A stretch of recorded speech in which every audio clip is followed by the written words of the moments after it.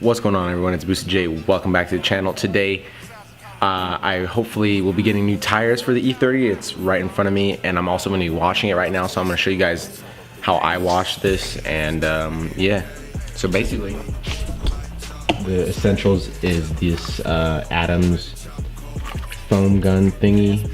This is the big size, so this was like 40 bucks, but they do have, I think, it's like half the size of this, and it's like 25, 30 bucks. Then, oh no. Then this Eagle One wheel and tire cleaner, because those front ones are just dirty, and you can see from all the way over here how bronze they look. And then this is the soap that we use for the wash. And so what you do is you don't even pour that much into the bottom of this, and then you put water in it, and then you start spraying it, and I'll show you guys how it comes out.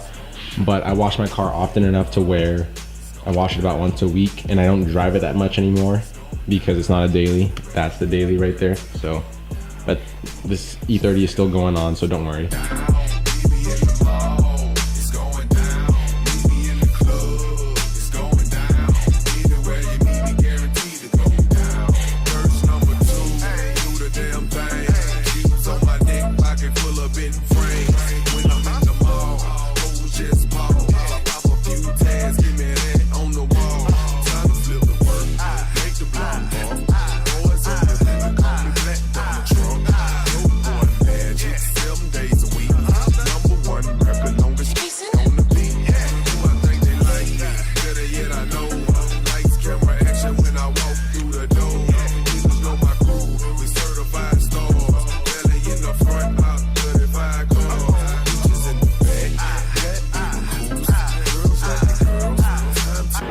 Alright guys, I just called the shop. They said they got the tires in, so we're gonna roll down and let's do it. So guys, as you saw, I washed the car and everything, got the new tires on there, so this thing is pretty much dialed in.